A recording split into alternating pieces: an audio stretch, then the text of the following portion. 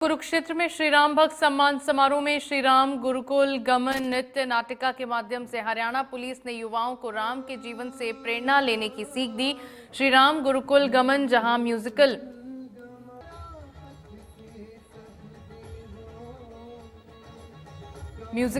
नाटक के साथ साथ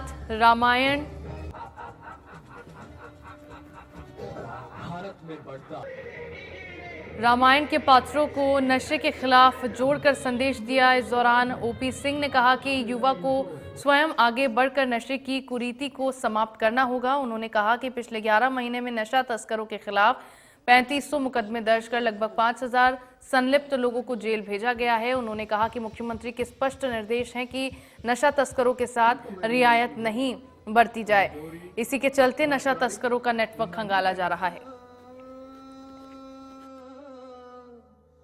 जब हम स्कूल कॉलेज में पढ़ते थे तो तुलसी जयंती हुआ करती थी और 24 घंटे रामायण पाठ होता था, निबंध प्रतियोगिता होती थी और हमने वहीं से काफी अपने आत्मबल अर्जित किया। लिखने में अच्छा था तो ऐसे में फर्स्ट मिलता था, बोलने में अच्छा था उसमें मिलता था। तो मेरे कहने का मतलब है कि राम हमारे साथ साथ चले हैं। हम कोई रामलीला देखते नहीं है, हम राम का जीवन जीते हैं।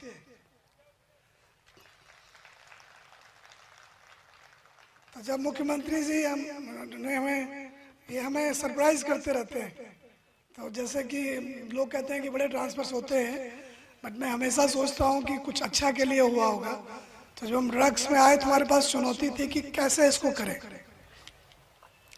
तो एक तो शिकार और शिकारी का खेल है, एक जो कि बेचने में लगे हुए हैं वो तो शिकारी है, और एक जो इसके जाल में फंस रहे हैं वो शिकार है। और शिकार में भी एक तो जो कि बुरी तरह से एडिक्ट हैं। तो जो एक सर्वे हमने कराया था, हमारा प्रहरी हर गांव में होता है, तो 2000 से 2200 के बीच में लोगों को अस्पताल की जरूरत है। एक तो उसके ट्रीटमेंट में हम लोग लगे हुए हैं। अगला क्या होता है कि पहले आदत डाल के फिर उसको बेचने में लगा देते हैं। तो छोटे मोटे लोग हैं, छोटा बेचते हैं खाने के लिए। तो आप देखें कि पिछले 1 साल में 11 महीने में 3500 मुकदमे दर्ज करके 5000 को हम जेल भेज चुके हैं, जबकि हमारी जेलों की कैपेसिटी 20-22 हजार की है। तो इससे साफ है कि हम कितने इसमें लगे हुए हैं। और जैसे कि जो पकड़ा गया उसको तो हम अंदर कर ही रहे हैं, जो इस काम में लग रहे हैं 4-5 मुकदमे हैं, तो वैसे 40 आदमी को जेल भेजा है साल भर के लिए। 400 और ऐसे मुकदमे दर्ज हुए इस साल में जिसको 2 साल से पहले बेल नहीं होनी, कमर्शियल क्वांटिटी में बड़े तस्कर को। तो उसमें काफी हम जोर लगा रहे हैं सरकार की तरफ से, और मुख्यमंत्री जी इसमें बहुत स्पष्ट हैं कि इनसे कोई रियायत न किया जाए। जिन्होंने इसको धंधा बना रखा है वो पब्लिक एनिमी नंबर 1 है। तो वो जो पुलिस के तरफ से जो भी प्रयास है वो पूरे जोश खरोश से हो रहा है। जो दूसरा है कि हम कैसे अपने बच्चों को इसका शिकार होने से बचाएं। तो मुझे जो एक बड़ा लगा कि, और मुख्यमंत्री जी ने भी काफ़ी प्रेरित किया हमें, कि जैसे राम बहुत हम ये मान के चलते हैं कि अकेलापन आ गया, आइसोलेशन है, या सक्सेस नहीं है, या एम्प्लॉयमेंट नहीं है, तो हम नशे की तरफ चल पड़े। तो ये कोई समाधान तो नहीं है।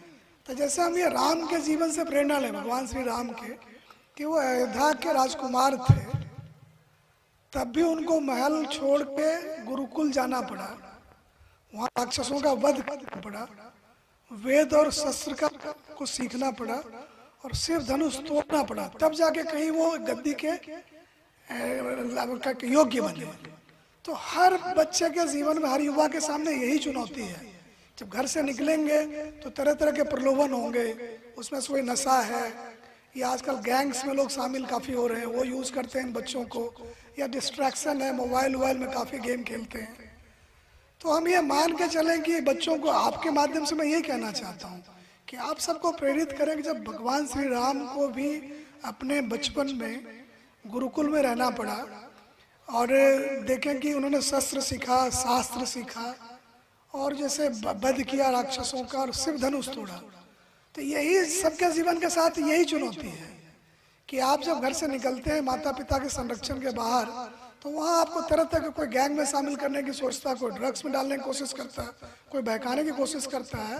तो इनसे बच के एक हुनर सीखना है और लोगों के साथ काम करने की क्षमता विकसित करनी है।